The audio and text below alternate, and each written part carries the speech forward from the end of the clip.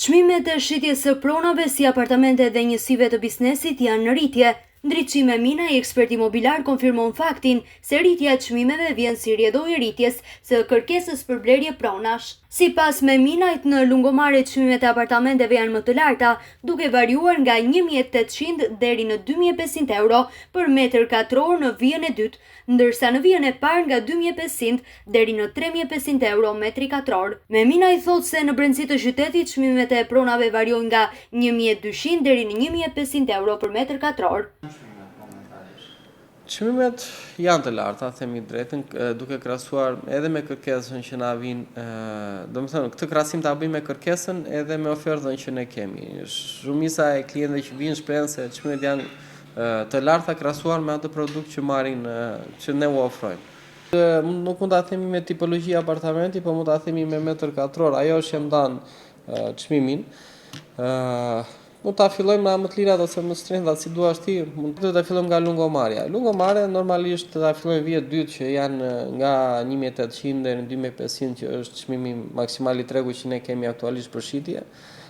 Vijë parë, pastaj fillon nga 2.500 deri në 3.500. Ky është range i çmimeve që ne ofrojmë për shitje sot. Qyteti pastaj normalisht fillon nga 1.200 euro deri në 1.500 euro në zonat më urbane. Pastaj sa më afër detit, patjetër që rritje çmimit është e ditur që. Atëherë, unë do thoya që këtë vit ne kemi pasur një kërkesë më të lartë se viti kaluar për qerat. Shumica janë shtetas të huaj. Amerikanët kanë qenë një pjesë e konsiderueshme e klientelës tonë që kanë marrë prona me qera.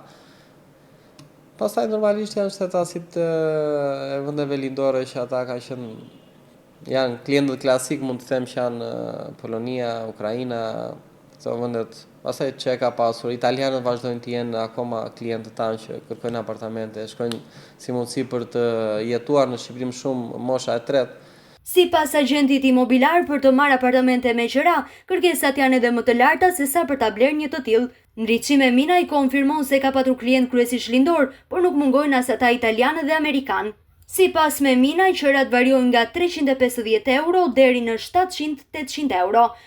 Për Minaj, vlora është një mundësi tepër e favorshme investimi, sidomos bregdeti i radhimës. Atëherë qerat fillojnë nga 350 euro dhe në varësi 700-800 euro, deri në kjo është në pjesa normale e qerave që jepen sot në vlorë. Pastaj normalisht kur kalon më lart janë tjetër kategori pronash. Unë e shkoj vlorën si mundësi shumë mirë investimi. Normalisht zonat bregdetare janë zonat që nuk dështojnë asnjëherë të flasin për pjesën e investimit, se duke qenë se Vlora është ende qytet në zhvillim, normalisht edhe çmimet janë ende në rritje dhe kjo ndikon për mirë për ata që duan të investojnë në Vlorë. Dhe sidomos në zonat bregdetare, zona e radhimës që është zona më të mira që po preferohet më shumë për pjesën e investimit, është zona që po rritet më tepër çmimi dhe vazhdon të jetë ende në rritje.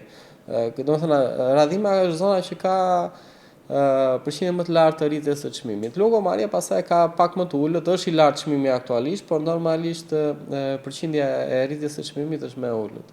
Në çdo sezon veror, kërkesat për të bler prona apo për t'i marrë me qera kanë pësuar rritje dhe për rjedhoj edhe çmimet e blerjes apartamenteve. Njësive të biznesit dhe qerat e tyre janë rritur nga viti në vit.